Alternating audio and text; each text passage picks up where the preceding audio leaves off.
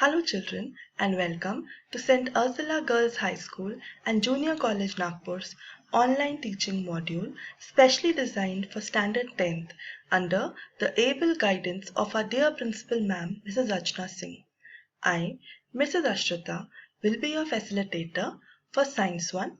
The topic that we are doing today is Newland's Law of Octave from Chapter 2. Before we go into Newland's Law of Octave, let us have a quick recap on the earlier module. In the earlier module, we studied Dobberenius triads. Dobberenius made set of three elements arranged on the basis of their atomic masses. For example, lithium, sodium, and potassium. Though Dobberenius' theory failed, he was successful in inspiring a lot of people around the world. One such scientist was John Newland. John Newland was a British chemist. He was the chief chemist at a sugar refinery in England.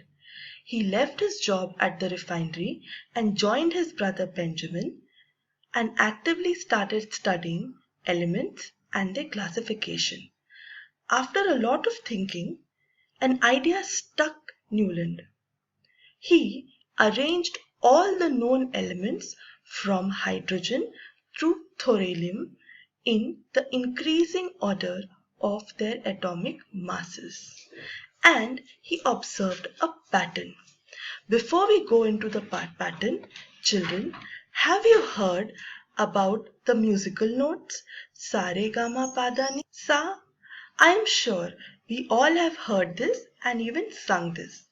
The speciality of these notes are that they are 8 in number from this sa to this sa, and these 8 musical notes are known as octaves.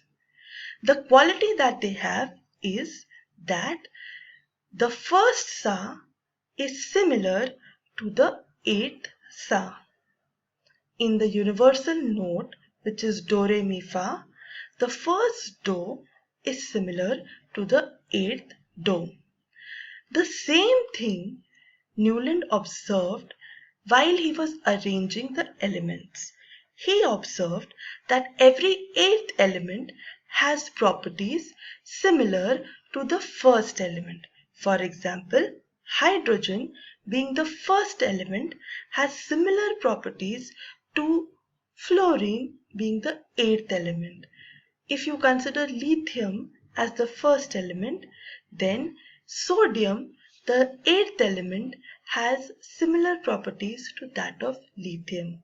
So, he arranged the elements in such a order that every 8th element came under the first element, and all the elements in a column were having similar properties. I am repeating again, every 8th element has similar properties to the first element was Newland's observation.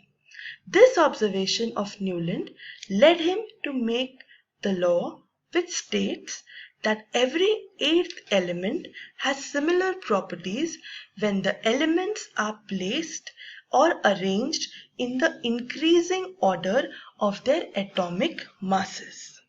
Again, every 8th element has similar properties when the elements are arranged in the increasing order of their atomic masses.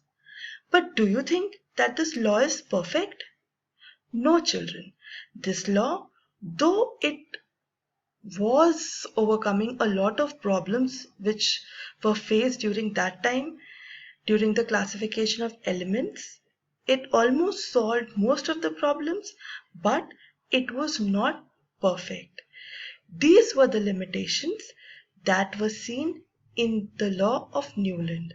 The first being, at that time, 56 elements were known, but Newland could only apply his law till calcium.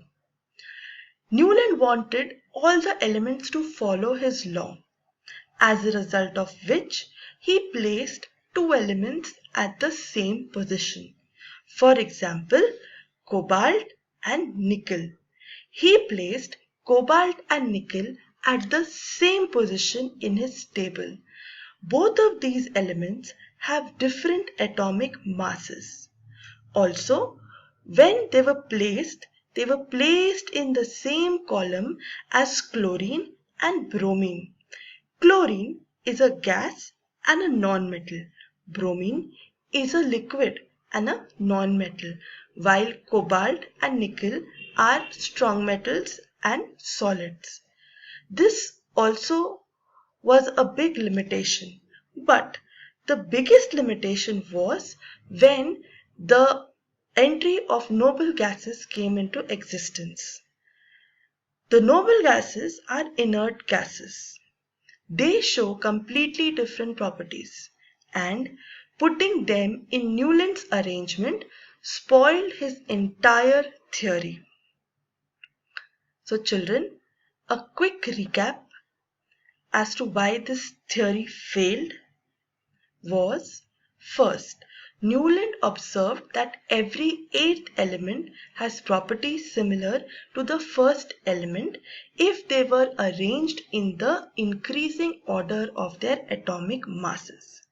He coined the term law of octave to represent his eighth element similarity. There were a few limitations to this theory.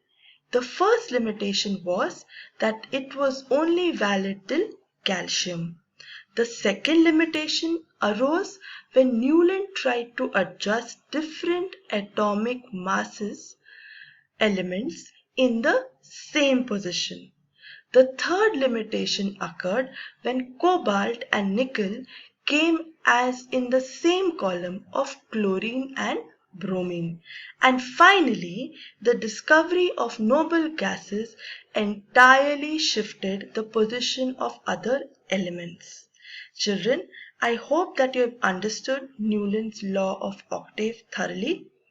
These are a few questions which you have to do as your assignment.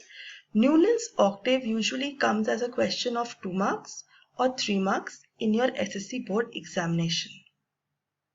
I hope that you solve this question by the time my next module is up. Before I sign off, I would like to remind you a few things. Prevention is better than cure. Wear a face mask if you go out of a house. Wash your hands frequently with soap and water. Do not touch your eyes, your mouth, your nose with dirty hands. Use a tissue if you cough and you sneeze. Stay home, stay safe, save lives. Thank you for watching. God bless you all.